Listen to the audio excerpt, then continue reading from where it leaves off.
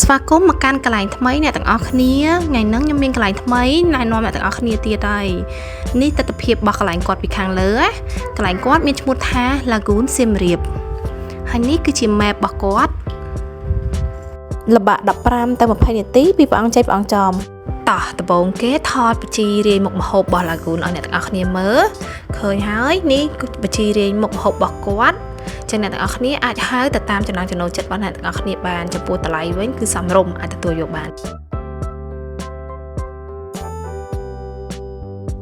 អូខេមិញបន្ទាប់ពីហៅម្ហូបរួចឥឡូវថតទេសភាពនៅខាងក្នុងឲ្យអ្នកទាំងអស់គ្នាមើលម្ដងមិញយើងមើលពីលើមកឃើញថាទេសភាពកន្លែងគាត់គឺស្អាតនេះពេលនេះខ្ញុំចូលដល់ក្នុងហើយណានេះគឺជាលើកទី1ដែលខ្ញុំទៅ Lagoon សៀមរាបការរៀបចំរបស់គាត់មើលទៅអើយវាបែបធម្មជាតិស្អាតខ្ញុំស្រឡាញ់ជាងគេគឺស្រឡាញ់វាលស្មៅរបស់គាត់កន្លែងវាលស្មៅរបស់គាត់អ្នកទាំងអស់គ្នាកុំឃើញអញ្ចឹងណាយើងអាចចង់និយាយថាដូចរបៀបដូចយើងមានកម្មវិធីខូបកណ្ដាលឬក៏ជប់លៀងអីយើងអាចជួលកន្លែងគាត់ហ្នឹងឲ្យរៀបចំកន្លែងយើងបានរៀបចំនៅលើវាលស្មៅអញ្ចឹងពេលរៀបចំហើយគឺស្អាតណាស់អ្នកទាំងអស់គ្នាហើយនៅកន្លែងគាត់នឹងសម្បូរណាស់ផ្កាឈូករ័ត្នក៏ដាំផ្កាដាំអីចង់ជំរាបអ្នកទាំងអស់គ្នាថា Lagoon សៀមរាបភោជនីយដ្ឋានរបស់គាត់មានកន្លែងម៉ាស៊ីនត្រជាក់ណាគេខ្លះដូចខ្ញុំដល់តាខែក្តៅភាកច្រើនអត់ចង់អង្គុយទេកញ្ចុះខ្ញុំដឹងថាកញ្ចុះវាមានដង្ហាលមានអីប៉ុន្តែវាមានចំហាយក្តៅមកចឹងអត់សូវចូលចិត្តអង្គុយកញ្ចុះទេអញ្ចឹងរកតែកន្លែងម៉ាស៊ីនត្រជាក់ហើយណាមួយមានកូនទូចអញ្ចឹងនៅ Lagoon សៀមរាបបើសិនជាយើងអត់ចង់អង្គុយកញ្ចុះយើងអាចឡើងមកលើផ្ទះអញ្ចឹងបានគាត់មានជាកន្ទប់ម៉ាស៊ីនត្រជាក់តែគ្រាន់តែនៅលើផ្ទះក៏មានរឹងអត់មានអីទេយើងអង្គុយជាតុញ៉ាំបាយញ៉ាំអីដូចនៅហាងធម្មតាអញ្ចឹងណាអូចង់ប្រាប់ថាដោយសារតែ Lagoon គាត់មានផ្ទះរបៀបបុរាណណាអញ្ចឹងបើសិនជាអ្នកទាំងអស់គ្នាស្លៀកពាក់របៀបបុរាណទៅថតកន្លែងគាត់ក៏ខ្ញុំគិតថាស្អាតដែរនិយាយទៅគឺមានប្លង់ស្អាតច្រើនប្លង់បុរាណក៏មានប្លង់ធម្មជាតិក៏មានប្លង់ផ្កាក៏មានប្លង់បន្លែធម្មជាតិក៏ហិតតែមានទៀតបើនិយាយពីទីតាំងចំណតឡានគាត់វិញអ្នកទាំងអស់គ្នាកុំភ័យអ្នកទាំងអស់គ្នាអាចឃើញបាននេះខ្ញុំថតគាត់មានបាំងដបូលបាំងអីឲ្យយើងអញ្ចឹងឲ្យធំទលាយ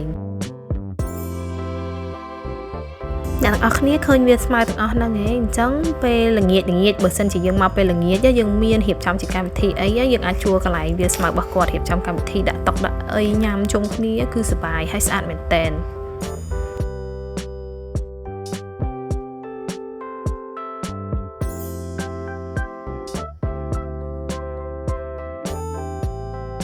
ហើយអ្នកទាំងអស់គ្នាមានឃើញត្រង់នោះអត់កន្លែងគាត់ក៏មានចិញ្ចឹមសត្វដែរនៅក្នុងហ្នឹងដូចជាខ្ញុំឃើញមានដូចជាស្អីគេសារកាកែវមានកង្កោកមានពួកចាបច្រើនពណ៌ហើយនឹងសេកហើយស្អីគេព្រៀបក៏មានដែរហើយនឹងមានអាកូនមន់ប្រាំងកូនមន់អីទូយកបងប្អូនអញ្ចឹងមានកូនតូចយកគាត់ទៅលេងហ្នឹងក៏ល្អមួយយ៉ាងដែរគ្រូអីមានសត្វឲ្យគាត់មើលផង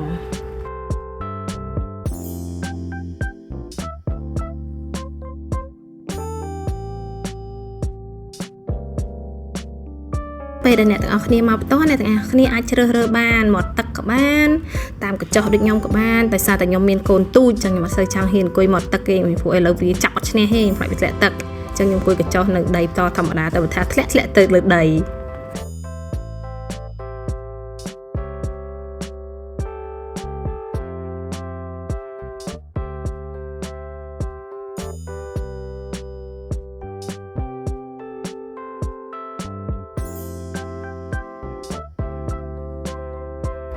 ខាង Lagoon គាត់មានរៀបចំដាក់ផ្លូវទៅតាមមាត់ទឹកនេះតិចទៀតយើងត្រូវឡើងស្ពានហ្នឹងទៅ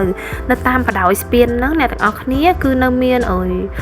ការរៀបចំជារបៀបគាត់រៀបជាមួយកលៈអញ្ចឹងដោយអាបែកខាងនោះអញ្ចឹងគឺកញ្ចុះនៅលើដីខាងនេះកញ្ចុះនៅលើទឹកហើយយើងដើរទៅតាមស្ពាននឹងទៅមុខទីទៀតទៅគឺឃើញមានផ្ទះបុរាណដោយខ្ញុំឡើងទៅ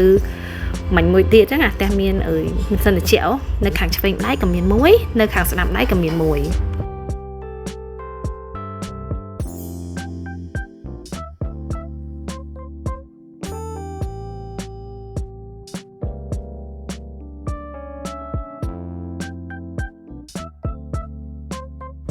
ចឹងពេលដែលអ្នកទាំងអស់គ្នាធ្វើដំណើរតាមបដ ாய் ស្ពាននឹងទៅមុខទៀតណាអ្នកទាំងអស់គ្នានឹងឃើញមានរោងបន្លែរបស់គាត់មានដាំបន្លែជាច្រើនប្រភេទមែនទែនហើយបន្លែភាគច្រើនដែលគាត់ប្រើប្រាស់សម្រាប់ធ្វើម្ហូបឲ្យយើងគឺគាត់បេះពីកន្លែងហ្នឹងអ្វីដែលគាត់មានគាត់ទៅទិញក្រៅអញ្ចឹងណាហើយលើសពីហ្នឹងទៅទៀតគាត់មានបន្លែដែលដាំនៅនឹងហើយនៅសល់គាត់អាចដាក់លក់នៅតាម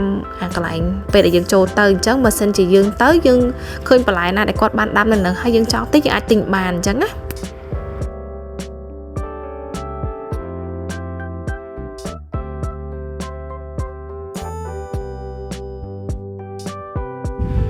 ដោយសារតែខ្ញុំទៅនឹងវាកដាលថ្ងៃត្រង់ហើយមកមិន10កន្លះហើយអញ្ចឹងក្តៅដែរអញ្ចឹងអត់ហ៊ានថតបានយូរទេ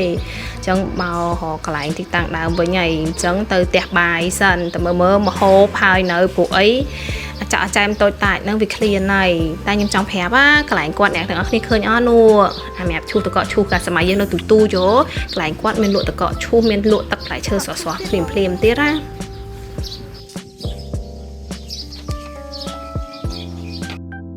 ដោយសារតែមិញហ្នឹងយើងមានហៅម្ហូបមានទឹកគ្រឿងមានអីអញ្ចឹងណាអញ្ចឹងកាប់ផ្ដើមឃើញបុគ្គលិកគាត់ហើយដើរបេះនៅតាមតែផ្លូវដែលយើងដើរគាត់មានដាំម្ទេសដាំអីអញ្ចឹងណាបន្លែបកាដែលគាត់ដាំតាមរៀនហ្នឹងឥឡូវគាត់ដើរបេះអាហ្នឹងទៅហើយនៅនោះគាត់មានច្រើនណាមានម្រះមានអាណូមមានតឡាចមានសដែកគួរមានទ្រាប់ទ្រាប់វែងទ្រាប់ស្វាយហើយណាទ្រាប់ទូចហ្នឹងក៏មានហើយមានតសក់ហើយមានតពាំងមានអីទៀតពេលទៅដល់ហ្នឹងខ្ញុំឃើញគាត់ដាក់លក់អើយដូចជាតពាំងអីហើយនឹងតសក់អីអញ្ចឹងណាអញ្ចឹងបើយើងចង់ទិញរបស់គាត់ដែលដាំនៅហ្នឹងក៏បានដែរអ្នកទាំងអស់គ្នាឃើញអត់គ្រាន់តែឃើញអូយល្អមែនតែនហើយបើនិយាយពីម្ទេសវិញអ្នកទាំងអស់គ្នាអូយពីណាគេចូលចិត្តម្ទេសខ្លះឃើញម្ទេសខ្វាក៏គ្រប់ប្រភេទម្ទេសទាំងអស់មានអាកាទឿមានអាកាតុញមានអាទូចមានអាវែងអីមានគ្រប់ប្រភេទទាំងអស់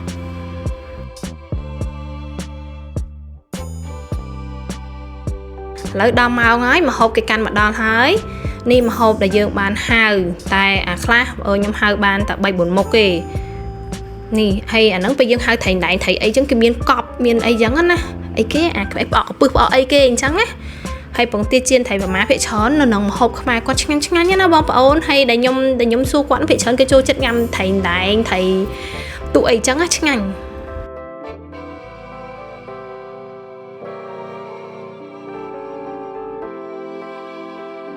ពេលខ្ញុំទៅនឹងមានតឡនតនបោកហើយល្ងាចឡើងអញ្ចឹងចង់បាននំបញ្ចុកមានអីក៏មានទាំងអស់ហើយអ្វីដែលពិសេសតកកឈូសនេះគ្រាន់តែឃើញអើយឃ្លានមែនតែនហ្មងបងប្អូនឆ្ងាញ់ណាស់កុំភ្លេចទៅឡាហ្គូនទាំងអស់គ្នាបាយបាយ